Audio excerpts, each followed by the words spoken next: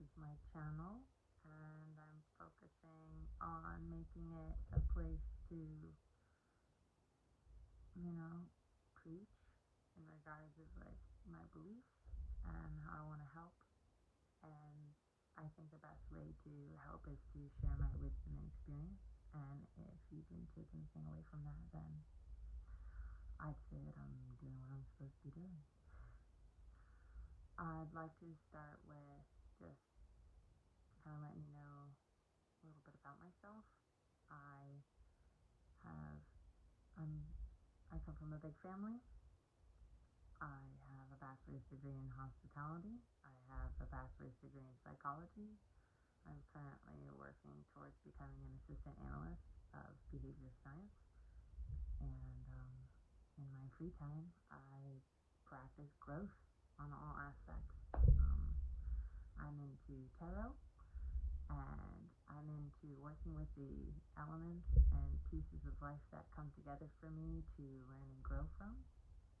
And this is me trying to share my methods in hope that this may benefit you as well in some way. And if not, feel free to leave my video behind and continue on your journey, because I'm sure there's lots to look forward to, and good times yet to be had.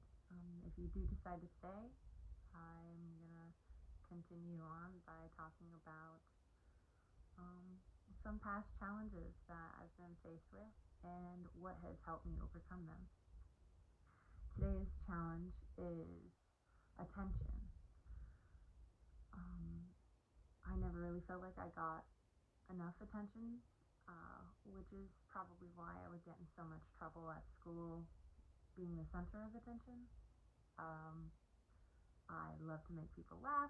I would get in a lot of trouble for causing jokes or making the class have a little bit more energy to it. And I can understand why that would be too much for some, because when you're older, when you work, you go up, you get a job done, you go home. And with a student like me, that made the job harder or more challenging. So there's no bad energy there. It's more so acknowledging and watching the pattern appear throughout my life. So when it comes to relationships, I really lean into getting the attention that I needed. I put a lot of the attention onto them as well, thinking that naturally if I give from my own cup, then I will receive into my cup. So like a mutual exchange of energy and love, etc.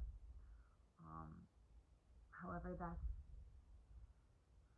not a bad thing. It's more so being selective on who I'm pouring into rather than just accepting any person who's going to give me a time of day.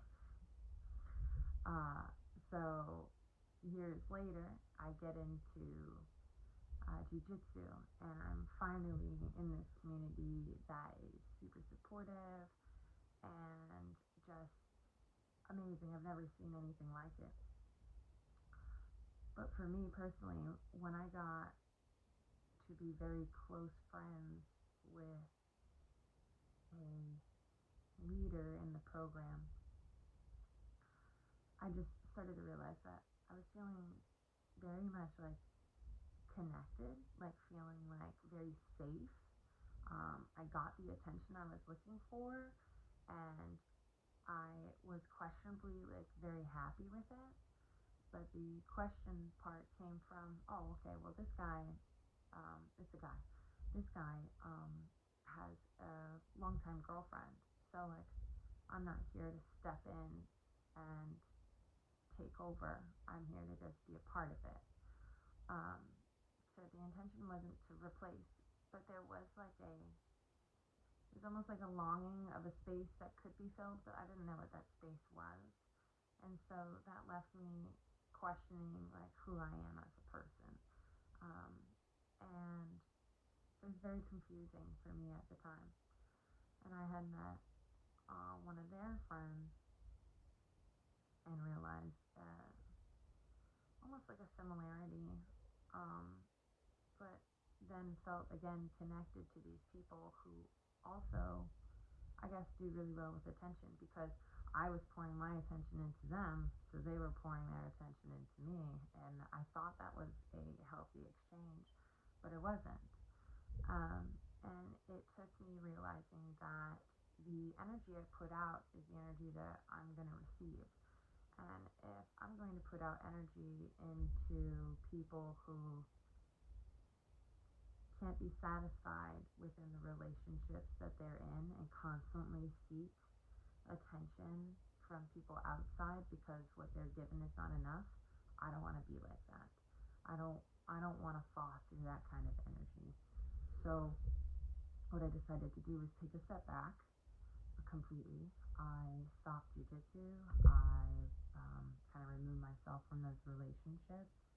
Not that they were the epitome of evil or just horrible people, because that's not what they are. Um, they are just human beings. And I'm the type of human being that really thinks about what I'm doing and the ramifications is not only for myself but for them and the people around us that rely on cohesiveness, if you will. All to get to the attention aspect. So the question we should ask is, why does their attention matter? What am I getting that I'm not getting from myself? What am I seeking outside of myself when I should be pouring into my own? Why am I giving so freely of something that I feel I'm about to run out of, when in actuality I have my own cup to fill? Why do I feel like other people are supposed to fill my cup rather than filling my cup myself? And that led to a lot of really deep conversations with me. I realized that the attention I was seeking was something that I needed to give to myself. So the question then became, okay, well, what can I do to give myself the attention that I need? A way to give myself the attention that I need would be to spend time with myself. I know that my love language is quality time, so I was spending a lot of quality time with these um,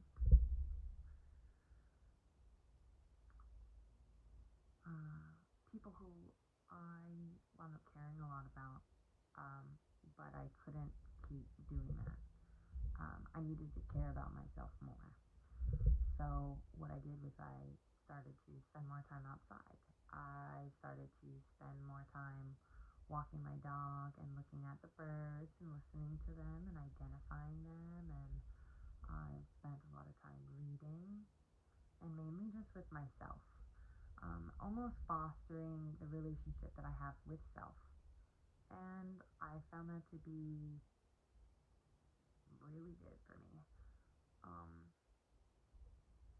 so in that, I have stopped trying to force myself into other people's lives to show them that I'm worthy of their love and attention, and instead just giving it to myself because I am worth love and attention. I possess it for myself, I give it to myself. Um, and my recommended practice would be just really thinking it through. If there's something that you don't like that's going on in your life, you are the only person that can change it. But it's not through a victim mindset. You can start as a victim mindset. Oh, they saw me and were like, they chose me to pour in all this attention, and they're the reason why I got into the situation of having feelings for them, and they're narcissistic and they're self-deprecating and la la la la la. That is a lot of pushing the blame onto others when in actuality it has nothing to do with them. And this is all from experience. This is not a judgment zone. This is observing. This is called self-reflection. This is introspection. The art of recognizing that an act can set things in motion, and also an act can get a new pattern in motion too. You don't have to make it complicated. It is actually quite simple. So if you have any questions, any particular things, you think, I guess, feel free to reach out and ask. You can leave a comment below, like, share, and subscribe. Or don't, up to you.